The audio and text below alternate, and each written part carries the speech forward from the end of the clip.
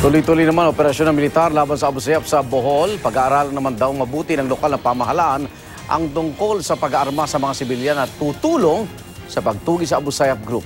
Mula sa Bohol, narito unang balita ni JP Soriano.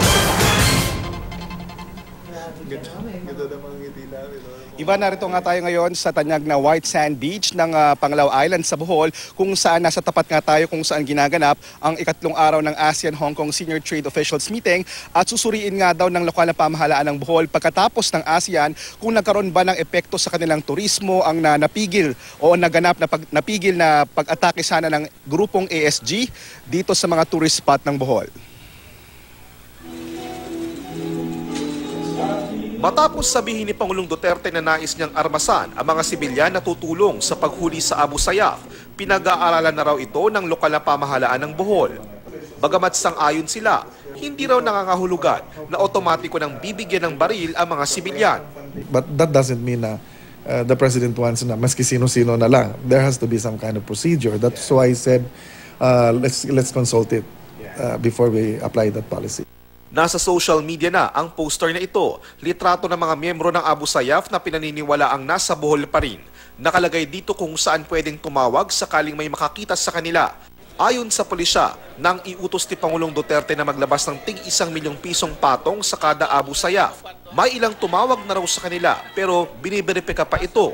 Kabilang sa pinaghahanap ay ang tubong Inabanga Bohol na si Joselito Meloria. Si Meloria raw ang nagsilbing guide at kumupkop sa grupo ni Abu Sayyaf leader Muammar Ascali alias Abu Rami na napatay sa operasyon ng militar sa Inabanga. Pero ayon kay AFP Chief of Staff General Eduardo Año, hindi lang basta pipitsuging tagakupkop si Meloria. Dati na pala siyang kasama ni Abu Rami sa Sulu sa pagdukot sa ilang dayuhan. Nagpunta rin daw si Meloria sa Maguindanao upang sumapi sa Ansar Khalifa Philippines o AKP na nakabase sa Southern Mindanao at kaalyado rin ng Abu Sayyaf at ng ISIS supporter na Maute Group. Pero bago maging leader ng AKP, pinadala raw muna sa Sulu si Meloria at sumama kay Abu Rami para sa isa pang misyon, ang umatake sa mga tourist spot ng Bohol. This is actually the mission. Kung naging successful to, he would be the full pledge leader of AKP.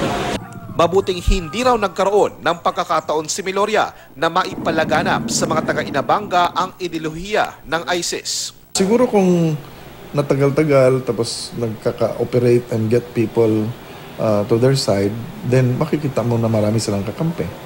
Pero sa ngayon, they're even avoiding, per intelligence reports, they're even avoiding houses and communities.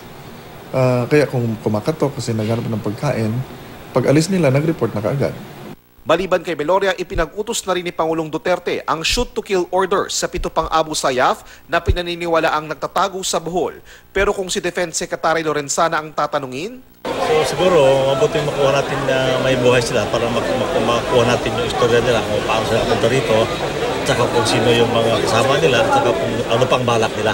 Sa kabila naman ng travel advisory ng ilang bansa sa Bohol, ilang foreign tourist pa rin ang nasa probinsya para magbakasyon. It's a bad thing for the whole country. Yeah, it just makes the tourists not to come by. Why do you feel safe here? Why? Yes. I see a lot of securities and polices here, policemen here. Yeah. It's very good for us.